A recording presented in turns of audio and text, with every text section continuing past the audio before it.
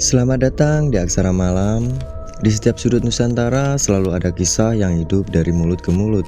Sebagian dianggap sekedar legenda, sebagian lagi dipercaya pernah benar-benar terjadi. Di channel ini kami akan mengajak Anda menyelami berbagai cerita horor, urban legend, mitos, dan misteri yang berkembang di tengah masyarakat. Sekarang siapkan diri Anda, karena setiap kisah memiliki rahasia, dan tidak semua rahasia seharusnya diungkap. Inilah Aksara Malam, kisah gelap terukir di malam. Jejak kaki di atap rumah. Terinspirasi dari urban legend yang masih dipercaya sebagian masyarakat di Jawa. Beberapa nama tokoh dan lokasi telah diubah demi menjaga privasi. Cerita ini disusun ulang dalam bentuk narasi. Tidak semua teror datang dengan wajah yang bisa dilihat. Ada yang hanya meninggalkan jejak. Jejak yang seharusnya tidak mungkin ada. Di sebuah desa kecil di Jawa, ada sebuah kepercayaan yang masih dipegang oleh sebagian warga hingga hari ini. Mereka percaya bahwa apabila suatu rumah mulai didatangi langkah kaki dari atas atap pada waktu-waktu tertentu, penghuni rumah itu tidak boleh keluar untuk mencari sumber suara. Bukan karena takut bertemu pencuri, bukan pula karena khawatir ada hewan liar, melainkan karena mereka percaya siapapun yang nekat mencari asal suara itu akan melihat sesuatu yang seharusnya tidak pernah dilihat manusia. Kepercayaan itu sudah ada jauh sebelum listrik masuk ke desa.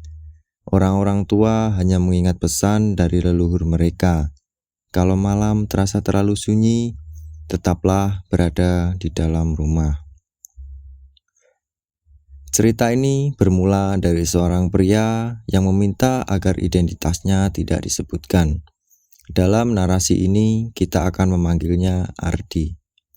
Saat itu usianya 32 tahun. Ia bekerja di Surabaya sebagai teknisi mesin. Setelah bertahun-tahun merantau, Ardi memutuskan pulang karena rumah peninggalan kakeknya telah lama kosong. Menurut keluarganya, rumah itu harus segera dibersihkan agar tidak roboh dimakan usia. Awalnya tidak ada yang terasa aneh. Rumah kayu sederhana itu masih berdiri kokoh di ujung desa. Halamannya dipenuhi rumput liar. Genteng tanah liat yang dulu berwarna merah, kini berubah kusam. Pohon mangga tua di samping rumah masih berdiri di tempat yang sama.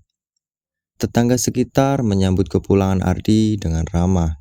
Namun, hampir semua percakapan berakhir dengan kalimat yang sama. Kalau malam, jangan sering keluar rumah. Tidak ada penjelasan, tidak ada alasan.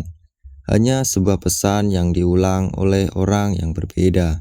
Ardi menganggapnya sebagai nasihat biasa. Sampai pada malam kedua, ia mulai memahami bahwa seluruh warga sebenarnya sedang menyembunyikan ketakutan yang sama. Ardi mulai menata kembali rumah peninggalan kakeknya. Setiap pagi ia menyapu halaman, membersihkan debu yang menumpuk di dalam rumah, dan memperbaiki bagian-bagian kayu yang mulai lapuk. Hari-harinya berjalan seperti orang yang sedang menghidupkan kembali sebuah rumah yang telah lama ditinggalkan. Namun, ada satu hal yang mulai ia sadari. Menjelang sore, desa itu berubah. Sekitar pukul 5, jalanan mulai sepi. Anak-anak yang sejak siang bermain di lapangan segera dipanggil masuk oleh orang tua mereka. Warung-warung menutup pintu lebih cepat dibanding desa lain. Tidak ada larangan tertulis, tetapi semua orang melakukannya. Suatu sore, Ardi memberanikan diri bertanya kepada pemilik warung, "Kenapa setiap sore desa ini selalu sepi?" Perempuan parubaya itu hanya tersenyum tipis dan menjawab, "Sudah kebiasaan." "Sejak kapan?" Beliau menggeleng kepala. "Sejak saya kecil." Jawaban itu justru membuat Ardi semakin penasaran. Hari ketiga, seorang pria tua bernama Pak Marto datang membantu memperbaiki genteng rumah. Usianya mungkin lebih dari 50 tahun. Tangannya masih kuat mengangkat beberapa genteng yang retak. Ketika berada di atas atap, tiba-tiba beliau berhenti. Tatapannya tertuju pada salah satu bagian genteng yang tampak bersih, berbeda dengan bagian lain yang dipenuhi lumut. Beliau turun tanpa banyak bicara. Setelah memastikan tidak ada orang lain di sekitar, beliau berkata pelan, "Semalam ada yang lewat." Ardi mengernyit. "Maksud Bapak?" Pak Marto tidak langsung menjawab. Beliau hanya menunjuk ke arah atap. "Lihat sendiri besok pagi." Malam itu, Ardi sengaja tidak tidur lebih awal.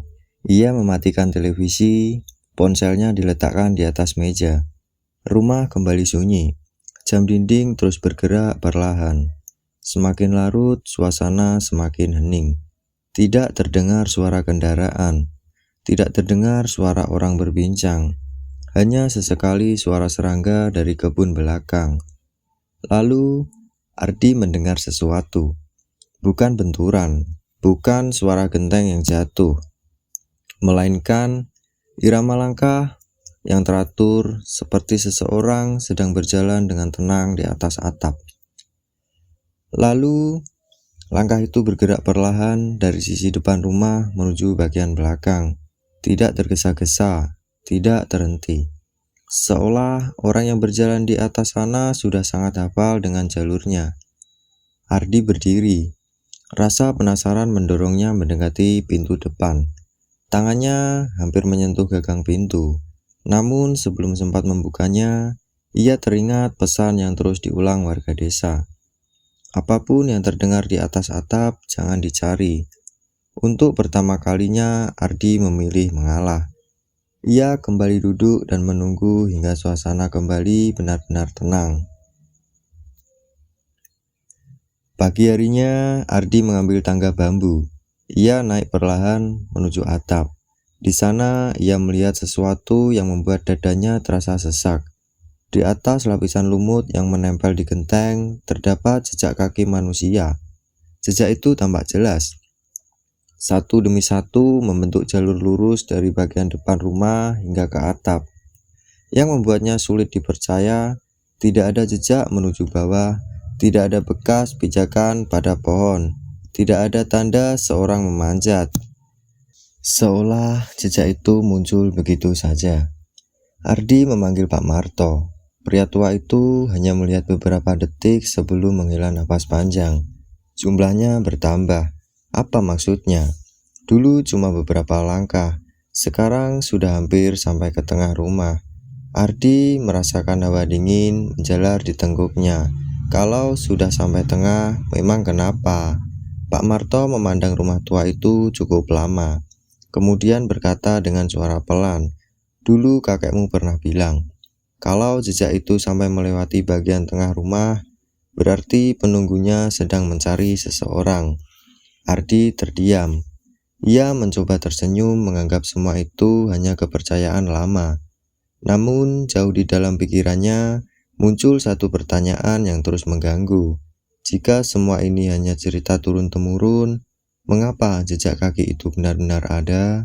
Dan mengapa hanya muncul di rumah milik keluarganya?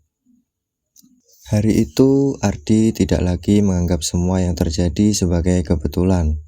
Jejak kaki di atas genteng masih terlihat jelas ketika matahari mulai meninggi. Anehnya, hanya orang-orang tertentu yang dapat melihatnya. Saat seorang kurir datang mengantarkan paket, Ardi meminta pendapatnya. "Mas, coba lihat ke atas. Apa ada yang aneh?" Pria itu mendongak beberapa saat. "Lumayan banyak lumutnya," hanya itu jawabannya. Tidak ada tanda bahwa ia melihat jelas jejak-jejak yang sejak pagi membuat Ardi gelisah. Setelah kurir itu pergi, Ardi kembali menatap atap rumah. Jejak tersebut masih ada, tidak bertambah, tidak berkurang, seolah menunggu sesuatu. Sore harinya, Ardi mendatangi rumah Pak Marto. Rumah sederhana itu dipenuhi foto-foto hitam putih yang tergantung di dinding. Hampir semuanya adalah foto warga desa puluhan tahun silam. Di salah satu sudut ruangan, Ardi melihat sebuah foto yang menarik perhatiannya. Foto rumah kakeknya, diambil sekitar 40 tahun lalu. Yang membuatnya terdiam bukanlah bentuk rumah itu, melainkan sosok laki-laki yang berdiri di depannya. "Itu kakekmu," kata Pak Marto. Ardi mengangguk pelan. "Apa kakek pernah bercerita tentang rumah itu?" Pak Marto menggeleng. "Beliau jarang bicara, tapi ada satu malam yang tidak pernah saya lupakan." Ardi memperhatikan wajah pria tua itu. Tatapannya berubah jauh, seolah sedang melihat kembali sebuah kejadian yang telah lama berlalu. "Waktu itu umur saya baru sekitar 20 tahun. Hampir semua warga desa terbangun karena mendengar suara orang berjalan di atas atap rumah kakekmu. Tidak ada yang berani mendekat. Kami hanya melihat lampu rumah beliau tetap menyala sampai pagi." Ardi menelan ludah. "Lalu, paginya, kakekmu datang ke balai desa. Beliau meminta semua orang melupakan kejadian semalam. Tidak ada penjelasan, tidak ada cerita, hanya satu pesan." Pak Marto menarik napas panjang sebelum melanjutkan. "Kalau suatu hari jejak itu kembali, jangan biarkan cucuku tinggal sendirian di rumah itu." Ruangan mendadak terasa lebih sunyi. Ardi baru menyadari bahwa pesan itu ditujukan kepadanya, kepada seseorang yang saat itu bahkan belum lahir. Malam berikutnya, Ardi memutuskan memasang kamera kecil yang biasa ia gunakan untuk bekerja.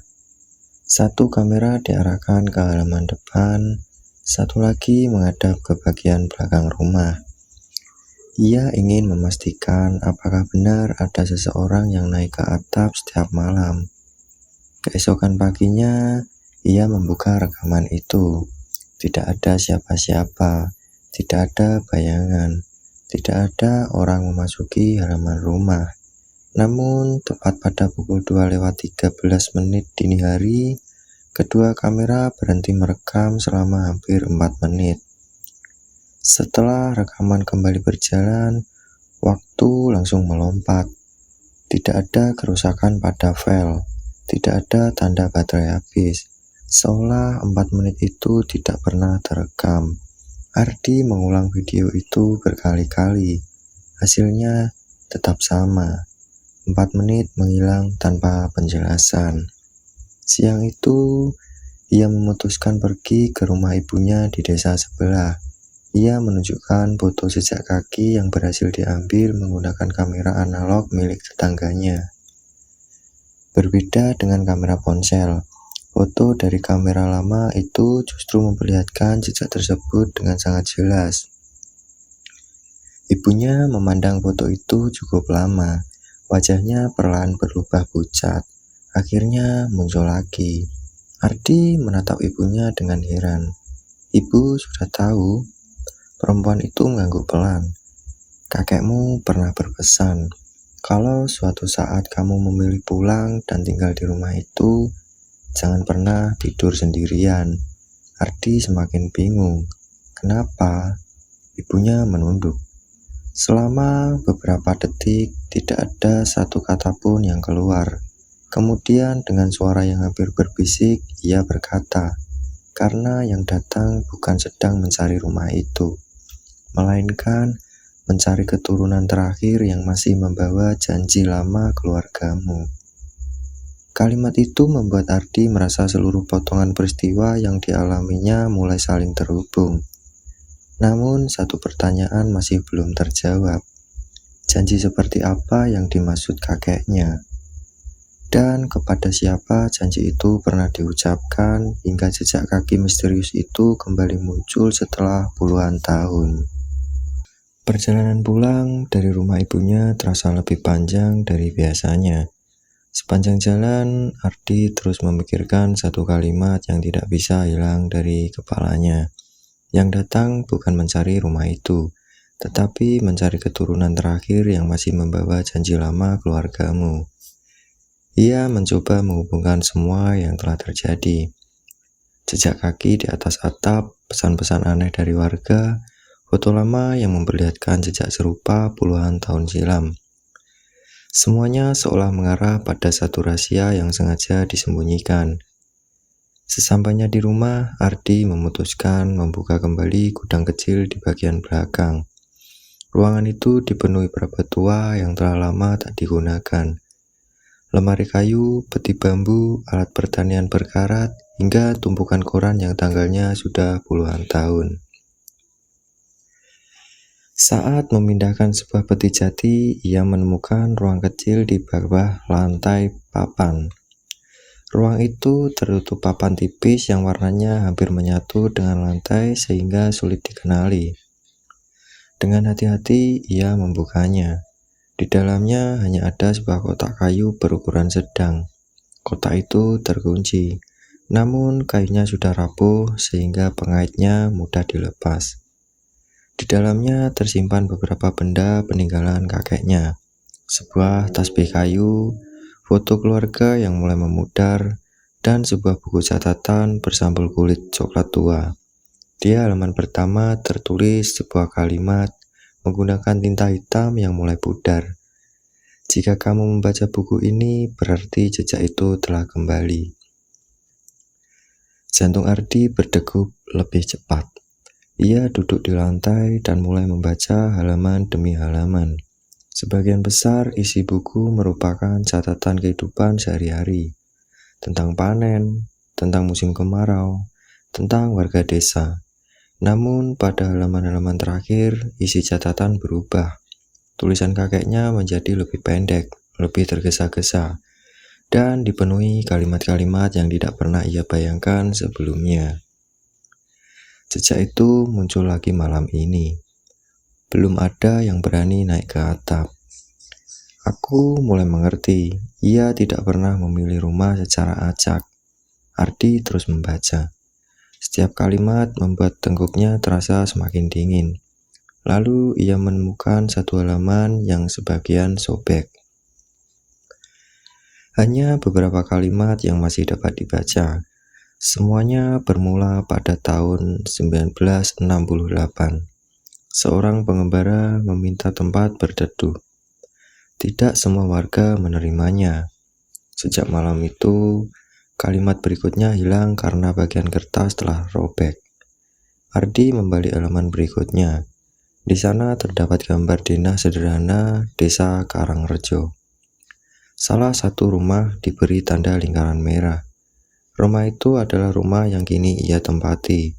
Di samping gambar tersebut tertulis sebuah pesan, jangan pernah membangun rumah baru di atas tanah ini. Apa yang pernah datang akan selalu menemukan jalannya untuk kembali.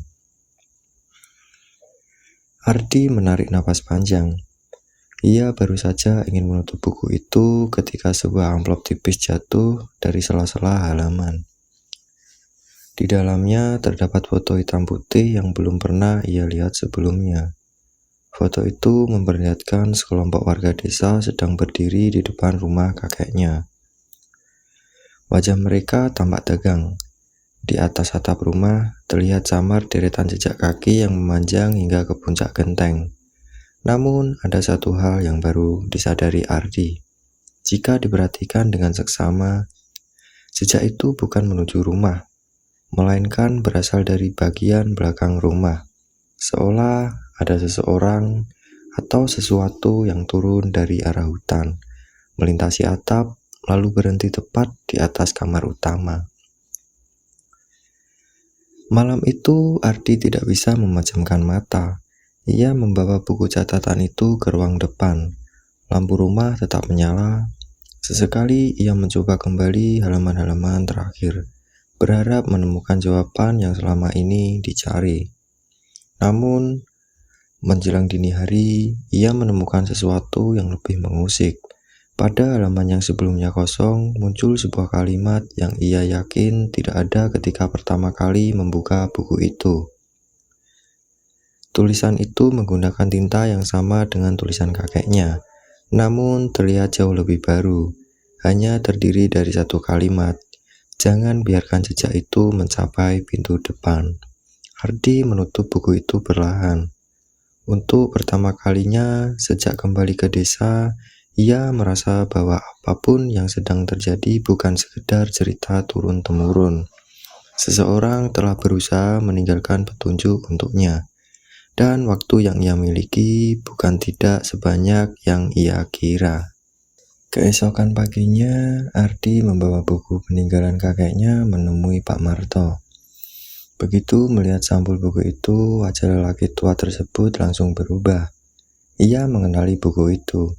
Itu buku milik kakekmu, katanya lirih. Aku kira sudah hilang.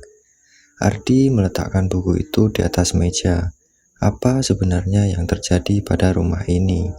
Pak Marto tidak segera menjawab. Ia menatap halaman-halaman buku yang telah menguning, lalu menarik napas panjang. Ada satu kejadian yang selama ini tidak pernah diceritakan kepada orang luar. Sekitar 60 tahun yang lalu, sebelum rumah-rumah berdinding tembok berdiri di desa itu, wilayah tersebut masih berbatasan langsung dengan hutan lebat. Suatu malam, seorang lelaki tua datang dari arah hutan. Pakaiannya lusuh, tubuhnya dipenuhi luka kecil akibat semak belukar. Ia meminta air minum dan tempat beristirahat semalam. Sebagian warga menolak karena menganggap orang asing membawa kesialan. Namun kakek Ardi menerimanya tanpa banyak bertanya. Lelaki tua itu menginap hingga menjelang subuh. Sebelum pergi, ia hanya mengucapkan satu kalimat. Suatu hari akan ada yang mencari jalan pulang. Jangan biarkan kebencian membukakan pintu untuknya. Tidak ada yang memahami maksud ucapan itu. Beberapa hari kemudian, lelaki tua tersebut ditemukan meninggal di tepi hutan. Tidak diketahui siapa keluarganya. Tidak ada yang datang mengaku mengenalnya. Warga desa memakamkannya secara sederhana. Namun, sejak peristiwa itulah, beberapa rumah mulai mendengar langkah-langkah di atas atap ketika malam tiba. Anehnya, langkah itu hanya terdengar di rumah-rumah yang pernah mengusir lelaki tua tersebut. Rumah kakek Ardi menjadi satu-satunya pengecualian. Selama bertahun-tahun, rumah itu tidak pernah didatangi, hingga suatu malam, seorang warga yang menyimpan dendam kepada kakek Ardi menyebarkan fitnah bahwa lelaki tua itu meninggal akibat ditolak oleh keluarga Ardi. Fitnah itu membuat nama baik kakeknya tercemar. Sejak saat itulah, jejak kaki mulai muncul di atas rumah mereka. Orang-orang bilang, ujang Pak Marto. Yang datang bukan arwah lelaki tua itu. Lalu siapa? Entah. Yang jelas sesuatu itu mengikuti kebencian manusia. Menjelang malam, Ardi kembali ke rumah. Ia tidak lagi merasa ingin melarikan diri. Sebaliknya, ia ingin mengakhiri semua ketakutan yang diwariskan turun-temurun. Ia membuka kembali buku kakeknya. Di halaman terakhir terdapat satu kalimat yang sebelumnya tertutup oleh lipatan kertas. Jika jejak itu kembali, jangan lawan dengan rasa takut. Bukalah pintu sebelum fajar. Lalu ucapkan bahwa rumah ini tidak lagi menyimpan kebencian. Ardi tidak tahu apakah pesan itu masuk akal. Namun hanya itu satu-satunya petunjuk yang dimilikinya. Tetap menjelang hari-hari, langkah-langkah itu kembali terdengar. Kali ini lebih dekat, lebih lambat, dan terhenti tepat di atas ruang tamu. Ardi berdiri, tangannya gemetar saat menyentuh gagang pintu. Ia mengingat pesan kakeknya. Perlahan ia membuka pintu rumah. Di luar tidak ada siapa-siapa. Halaman tampak kosong, embun memenuhi rumput. Udara terasa dingin. Ardi menarik napas panjang. Dengan suara pelan ia berkata, apapun yang selama ini mencari rumah ini, aku tidak membawa kebencian siapapun. Aku tidak meneruskan kesalahan yang pernah terjadi. Setelah kalimat itu terucap, suasana desa kembali sunyi. Tidak ada lagi langkah di atas atap. Tidak ada lagi rasa berat yang seberapa malam terakhir memenuhi rumah itu. Namun saat matahari mulai terbit dan Ardi memandang ke arah genteng, seluruh jejak kaki yang selama ini terlihat telah menghilang tanpa meninggalkan bekas sedikit pun. Ia mengira semuanya telah berakhir, padahal itu baru awal dari sebuah kenyataan yang belum pernah diketahui keluarganya. Setelah malam itu, kehidupan di rumah peninggalan kakeknya perlahan kembali normal. Selama beberapa hari, Ardi tidak lagi mendengar langkah-langkah dari atas atap. Ia mulai memperbaiki rumah sedikit demi sedikit. Genteng yang retak diganti, halaman yang dipenuhi semak dibersihkan. Untuk pertama kalinya sejak pulang ke desa, ia bisa tidur tanpa dihantui rasa cemas. Pak Marto hanya tersenyum ketika melihat perubahan itu. Mungkin semuanya sudah selesai. Ardi berharap demikian. Namun jauh di dalam hatinya masih ada satu pertanyaan yang belum terjawab. Mengapa semua itu baru terjadi setelah ia kembali ke rumah tersebut? Sebelum kembali ke Surabaya, Ardi memutuskan mengunjungi makam kakeknya. Ia membersihkan rumput liar yang tumbuh di sekitar pusara, lalu duduk cukup lama dalam diam. Saat hendak pulang, seorang lelaki tua yang sedang berziarah di makam sebelahnya menghampirinya. "Kamu cucunya Pak Sastro ya?" Ardi mengangguk. Lelaki itu tersenyum tipis. "Dulu kakekmu pernah bilang, suatu hari kamu pasti datang." Ardi terkejut. Apalagi yang beliau katakan? Lelaki tua itu memandang ke arah rumah-rumah yang terlihat dari kejauhan. Beliau tidak pernah takut pada jejak itu. Beliau hanya takut kalau suatu hari tidak ada lagi orang yang mau mengingat alasan mengapa rumah itu tetap dipertahankan. Ardi terdiam. Selama ini ia mengira rumah tua itu hanya bangunan tua yang menunggu roboh dimakan usia. Ternyata rumah itu dipertahankan sebagai pengingat agar kesalahan, fitnah, dan kebencian yang pernah terjadi di desa tersebut tidak terulang lagi. Beberapa minggu kemudian, Ardi kembali ke Surabaya. Rumah peninggalan kakeknya tetap berdiri. Sesekali ia pulang untuk membersihkannya. Namun, sejak malam terakhir itu, tidak pernah lagi terdengar langkah kaki dari atas genteng. Hingga suatu hari, Pak Marto menelponnya. Dengan suara pelan, ia berkata, "Rumahmu baik-baik saja, tapi ada satu rumah lain yang mulai didatangi." Ardi terdiam. "Rumah siapa?" Pak Marto menyebut sebuah nama. Nama itu membuat Ardi teringat pada keluarga yang puluhan tahun lalu menyebarkan fitnah terhadap kakeknya. Rumah mereka telah lama kosong. Anak cucunya memilih pindah ke kota. Namun, beberapa warga mengaku kembali mendengar langkah-langkah di atas atap rumah itu setiap menjelang dini hari. Tak ada yang berani memeriksa, tak ada yang berani mendekat. Yang mereka temukan setiap pagi hanyalah deretan jejak kaki di atas genteng yang basah oleh embun. Jejak itu selalu muncul dari arah hutan, lalu berhenti tepat di tengah atap. Sama seperti yang pernah dilihat Ardi. Sampai hari ini kisah tentang jejak kaki di atap rumah masih menjadi cerita yang beredar di kalangan sebagian warga desa. Tidak ada yang bisa memastikan siapa yang pertama kali berjalan di atas genteng itu. Tidak ada yang mampu menjelaskan mengapa jejak tersebut hanya muncul pada rumah-rumah tertentu. Sebagian orang percaya itu hanyalah pengaruh rasa takut yang diwariskan turun-temurun. Sebagian lainnya yakin bahwa ada hal-hal yang memang tidak selalu dapat dijelaskan dengan logika. Yang pasti, hingga kini masih ada warga yang memilih menutup pintu lebih awal ketika malam mulai larut. Bukan karena takut pada gelap, melainkan karena mereka percaya tidak semua langkah yang terdengar di atap atas berasal dari manusia. Dan jika suatu malam Anda menginap di sebuah rumah tua di pedesaan, lalu mendengar seseorang berjalan perlahan di atas genteng, mungkin pilihan terbaik bukanlah mencari siapa yang ada di sana, melainkan tetap diam, menunggu pagi datang. Karena ada beberapa misteri yang lebih baik dibiarkan menjadi bagian dari cerita yang terus hidup dari generasi ke generasi.